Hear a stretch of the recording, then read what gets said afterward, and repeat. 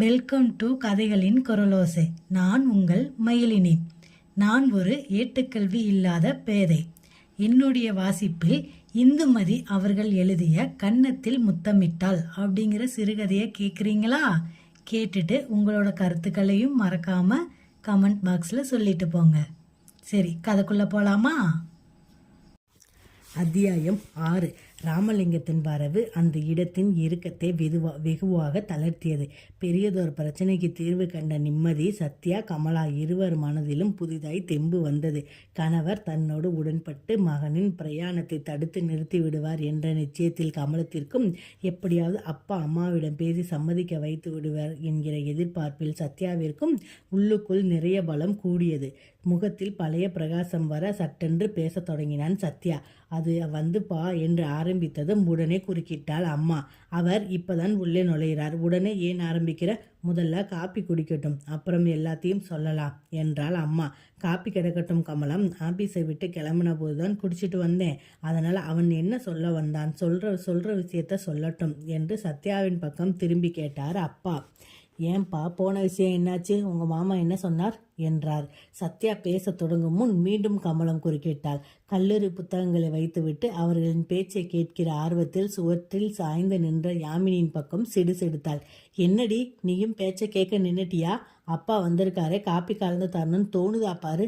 வயசு 19 ஆகுது, இன்னும் சொல்லி சொல்லி வேலை வாங்கணும்ல. நாளைக்கு மாமியார் வீட்டுக்கு போனால் சிரிக்க மாட்டாங்க. அம்மா கறி பெண்ணை வளர்த்துருக்க லட்சணத்தை பாருன்னு என்னையே தான் ஏசுவாங்க. போய் முதல்ல எல்லாருக்கும் காப்பி கலந்து எடுத்துட்டு வா என்றாள். சுறு வத்தியின் பொறிகளாக வார்த்தைகள் தெரிக்க யாமினிக்கு முகம் சிரித்து போயிற்று. காப்பி கலன்னு சொன்னா கலந்துட்டு வரப்போறேன், அதுக்கு ஏன் இத்தனை பேசணும் என்பதை பாதி விழுங்கி பாதி மெலிசாய் முணுமுணுத்தவாறே உள்ளே போனாள். இப்போ ஏதாவது முணுமுணுத்த, அப்புறம் நடக்கிறதே வேற என்று அம்மா திரும்ப கத்த, சரி விடு கமலம், அவ தான் காப்பி கலக்க போயிட்டால, அப்புறம் எதுக்கு கோச்சுக்கிற? இப்போ விஷயத்துக்கு வா. சத்யா போன காரியம் என்னாச்சு? உங்க அண்ணன் என்ன வேலை இல்லைன்னாரா இல்லை இருக்குன்னாரா என்றார் அப்பா. எங்க அண்ணன் யாருக்கு தராமல் இருந்திருக்கார்?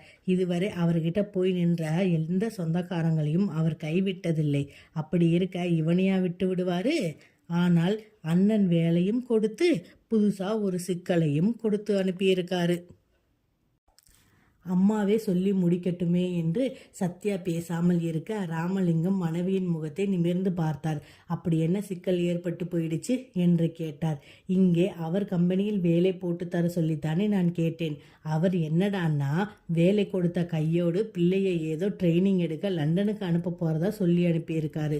1 வருஷமோ 1.5 வருஷமோ ட்ரைனிங் எடுக்கணுமாம்.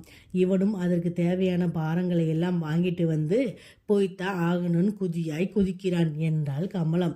ஒரு தட்டில் காப்பி டம்ளர்களை வைத்து கொண்டு வந்த யாமினியின் முகம் அதை கேட்டு சடாரென்று மலர்ந்தது. அட அண்ணா, லண்டன் போக போறியா?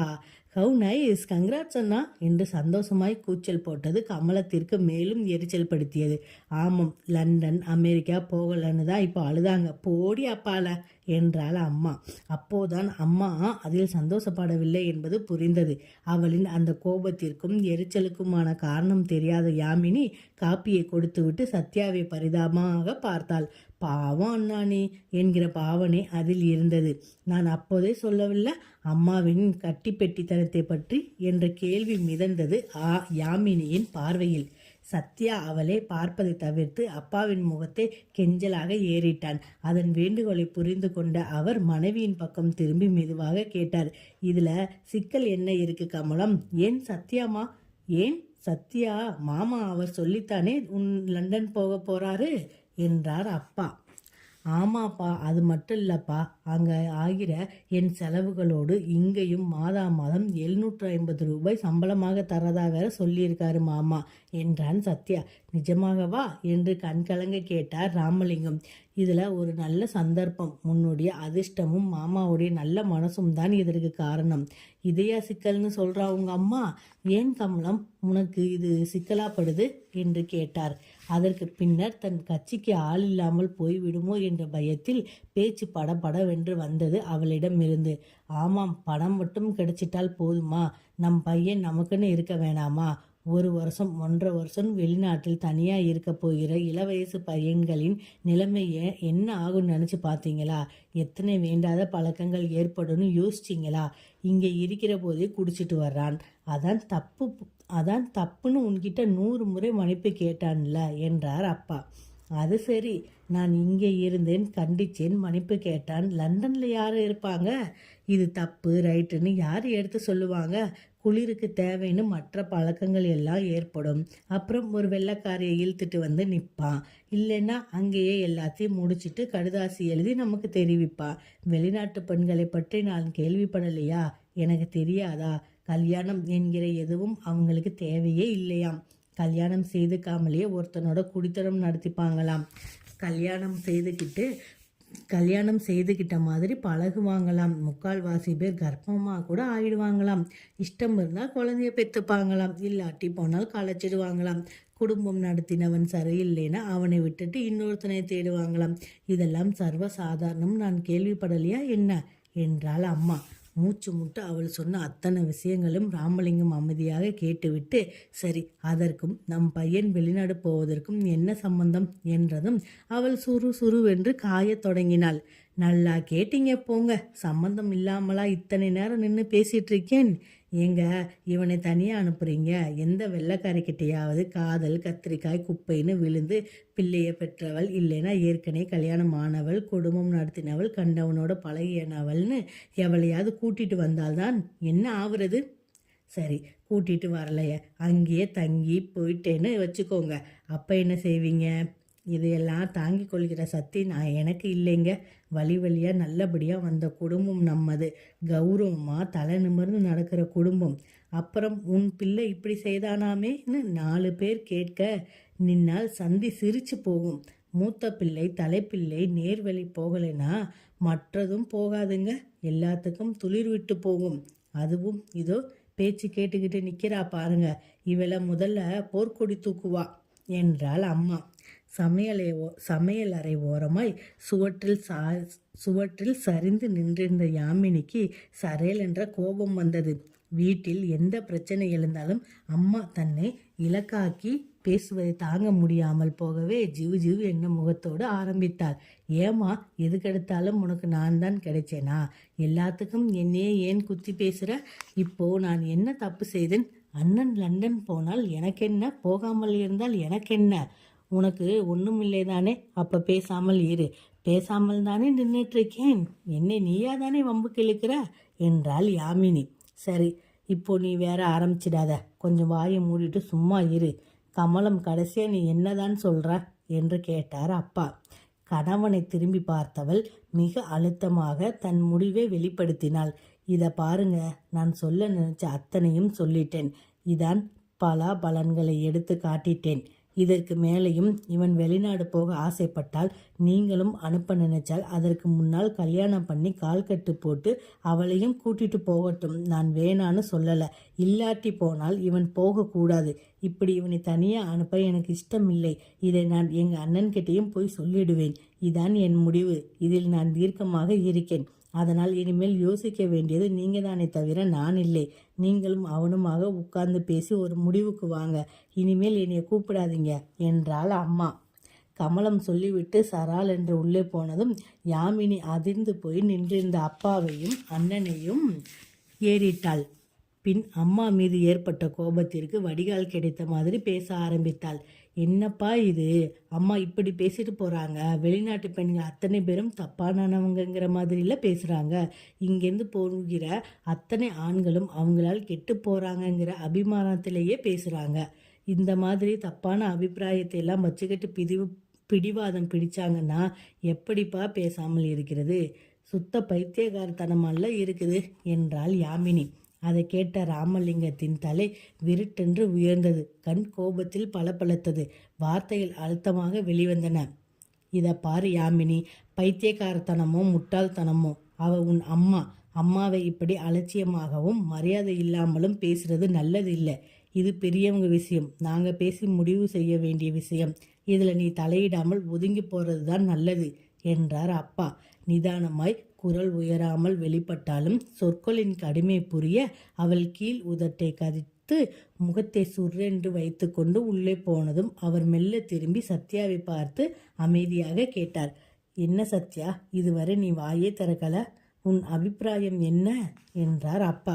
இது என்னப்பா அம்மா இப்படி ஒரு கண்டிஷன் போடுறாங்க, இன்னும் வேலையிலேயே சேரலை, ஒரு நாள் சீட்டில் போய் உட்காரலை, கை நீட்டி ஒரு ரூபாய் சம்பளம் வாங்கலை, அதற்குள் கல்யாணம் பண்ணிக்கோ, அவளையும் கூட்டிட்டு வெளிநாடு போனா என்னப்பா அர்த்தம் என்றான் சத்யா. அதை விடு சத்யா, உங்க அம்மா சொன்னதையும் ஏன் பெருசா எடுத்துக்கிற? அவ வெகுளி, உலகம் தெரியாதவ, யாரோ இதையெல்லாம் சொல்லி அவளை பயமுறுத்தி இருக்காங்க. தன் பிள்ளை தன்கிட்டயே இருக்கணும் என்கிற ஆதங்கத்தினாலும், நீ அந்த மாதிரி யாரையாவது கல்யாணம் பண்ணிக்க ஆசைப்பட போறியோங்கிற பயத்தினாலும் ஏதேதோ பேசுறா. நாம் சொன்னா கேட்க மாட்டா. அவ அண்ணன் கூப்பிட்டு அதட்டலா ஒரு வார்த்தை சொன்னால் அடங்கி தலையாட்டிடுவா. அதனால் அவள் சொன்னதை நீ ஒரு பிரச்சனையா நினைக்காத. மற்றபடி இந்த வேலையில் சேரவும் வெளிநாடு போகவும் உனக்கு சம்மதம் தானே என்று கேட்டார் அப்பா. சம்மதம் மட்டும் இல்லப்பா, ரொம்ப சந்தோஷமாகவும் இருக்கு. வாழ்க்கையில் முன்னுக்கு வர மாமா மூலம் கிடைச்சிருக்கா ஒரு பெரிய சந்தர்ப்பம். இதை உபயோகப்படுத்திக்க நினைக்கிறேன் என்றான் சத்யா. அப்படியானால் சரி என்று சில வினாடிகள் மௌனமாக யோசித்த அவர் அவனுக்கு சின்ன யோசனை ஒன்றை தெரிவித்தார். நீ ஒன்று செய், நாளைக்கு பாஸ்போர்ட் அப்ளிகேஷன் பாரத்தை பூர்த்தி செய்து எடுத்துட்டு போய் உங்க மாமாவை பார்க்க போறல்ல, அவர்கிட்ட முழு விவரமும் சொல்லு, தங்கையை கூப்பிட்டு புத்தி சொல்ல சொல்லு. என்னப்பா என்றார் சத்யா. சரிப்பா, ஆனால் அந்த பெரிய மனுஷர்கிட்ட நம்ம வீட்டு பிரச்சனையை கொண்டு போகணும் தயக்கமா இருக்கு என்றான் சத்யா. வேறு வழி இல்லை சத்யா, காரியம் நடக்கணும்ல என்றார் அப்பா. சரிப்பா என்று இழுத்தான் சத்யா.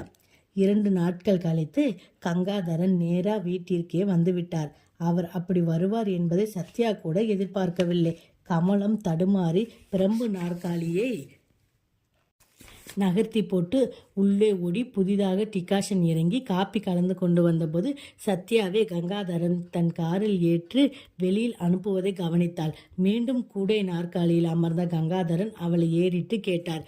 என்ன கமலம், நீ என்னவோ பிள்ளைய வெளிநாடு அனுப்ப மாட்டேன்னு முரண்டு பிடிக்கிறியாமே, என்ன சங்கதி என்று கேட்டார். கணீர் குரலில் சற்று அதட்டலாக அவர் கேட்டதும் அம்மா தயங்கி பதில் சொன்னாள். அது இல்லைன்னு, அது வந்து ஒரு கல்யாணம் செய்துக்கிட்டு அவளையும் கூட அழைச்சிட்டு போயிட்டானா பிரச்சனை எதுவும் ஏற்படாதேன்னு பார்த்தேன் என்றாள் கமலம். நல்லா சொன்னப்போ, எலி பிடிக்க பூனை வளர்க்க ஆரம்பிச்சு பூனைக்கு பால் வைக்கணுமேனு ஒரு மாடு வாங்கி மாட்டை கவனிக்க ஆள் போட்ட கதையல்ல இருக்கு நீ சொல்றது. வயது 20 ஆகலை, ஒரு காசு சம்பாதிக்க ஆரம்பிக்கலை, இப்போதான் படிப்பை முடிச்சுட்டு காலேஜை விட்டு வெளியே வந்திருக்கான். அதுக்குள்ள கல்யாணத்துக்கு என்ன அவசரம் வந்துடுச்சு இப்போ என்றார் கங்காதரன். அதற்கு உடனே பதில் சொல்ல முடியாதவளாக தடுமாறினாள் கமலம். அதில்லன்னு, வெளிநாடு பொம்பளையெல்லாம் ஒரு மாதிரின்னு கேள்விப்பட்டேன். இவன் ஏதாவது தப்பு வழியில போயிட்டான்னா அதான் சொல்றேன் என்றாள் அம்மா. ஸ்டூபிட் என்று நிஜமாகவே கோபப்பட்டார் கங்காதரன். என்ன முட்டாள்தனமான பேச்சு இது கமலம். என் பிள்ளை 4 வருஷமா அமெரிக்காவிலே இருக்கான், பெரிய படிப்பு படிக்கிறான், அவன் என்ன கெட்டா போயிட்டான்? கமலம் அதற்கு பதில் சொல்லாமல் கால் கட்டை விரலால் தரையில் கோலம் போட்டவாறே நின்றாள். உங்க விஷயமெல்லாம் வேற என்ன, நீங்க பணக்காரங்களுக்கு விதிமுறைகளே தனி என்று சொல்ல பரபரத்த மனதையும் நாவையும் அடக்கி கொண்டாள். அவளது மௌனத்தை தனக்கு சாதகமாக்கி மேலும் பேசினார் அவர். நல்லவங்க கெட்டவங்க உலகத்தில் எங்கேயும் இருக்காங்க கமலம், வெளிநாட்டில் மட்டும்தான் இருக்கிறதாகவும் ஒட்டுமொத்தமாக சொல்லிடக்கூடாது. அதனால் கல்யாணம் காட்சின்னு உளராமல் அவன் முன்னேறணும் என்கிற ஆசை இருந்தால் ஒழுங்கா அனுப்பி வைக்கிற வழியை பாரு. அப்படியே நீ கல்யாணம் செய்து வைத்தாலும் அவனுக்கும் செலவு செய்து கூட அனுப்பி வைப்பேன்னு நினைக்கிற. இப்படி ஒவ்வொருத்தனையும் பொண்டாட்டி பிள்ளை குட்டிகளோட ட்ரைனிங் எடுக்க அனுப்பினால் நான் என்ன ஆகிறது? அத்தனை செலவு செய்தால் கம்பெனி மூடிட்டு வீட்டில் கிடக்க வேண்டியது தான். அதனால் கண்டபடி பேசாமல் மகனுக்கு இந்த வாய்ப்பு கிடைத்ததுன்னு சந்தோஷப்பட்டு அவனை அனுப்பி வைக்கிற வழியை பாரு என்றார் கங்காதரன். அதற்குள் காரிலிருந்து இறங்கி வந்து பவ்யமாய் நின்ற சத்யாவை பார்த்து கோட் பாக்கெட்டிலிருந்து நீளமான கவர் ஒன்றை எடுத்து நீட்டினார் கங்காதரன். இந்தா சத்யா, இந்த கவரில் 5000 ரூபாய் இருக்கு. உனக்கு தேவையான உடைகளை வாங்கிக்க. இன்றைக்கே போய் வாங்கி தைக்க அளவு கொடுத்துரு. எண்ணி 15வது நாள் நீ கிளம்பணும். லண்டனில் குளிர் கொட்டுன்னு கொட்டுடும். அதுக்கு தகுந்த கம்பளி உடை, ஓவர் கோட், ஸ்வெட்டர், மஃப்ளர் எல்லாம் வாங்கிக்க. உன்னுடைய பாஸ்போர்ட் அதற்குள் தயாராகிடும். லண்டனுக்கும் கால் போட்டு பேசி முடிவு செய்தாச்சு. நீ கிளம்ப வேண்டியதுதான் பாக்கி. நாளையிலிருந்து தினமும் ஆபீஸ்க்கு வந்து அந்த தொழிற்சாலையின் வேலைகளை கொஞ்சம் கவனி. என்ன கமலம், நான் சொல்றது சரிதானே என்றார் கங்காதரன். சரிண்ணே என்று இழுத்தாள் அவள். நீங்க எனக்கு கெட்டதா செய்ய போறீங்க என்றாள் அம்மா. அந்த நம்பிக்கை இப்போதான் உனக்கு ஏற்பட்டுச்சில்ல என்று சிரித்த கங்காதரன் எழுந்து கொண்டார்.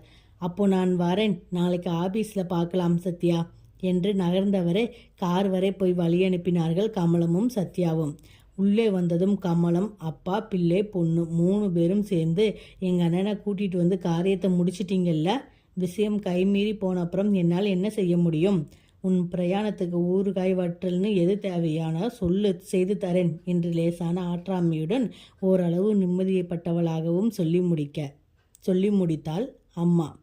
என்ன இருந்தாலும் எங்கள் அம்மா அம்மாதான் என்று சத்யா ஓடி போய் அம்மாவின் கன்னத்தில் முத்தமிட வீடே சந்தோஷத்தில் பொங்கி பூரித்து போயிற்று.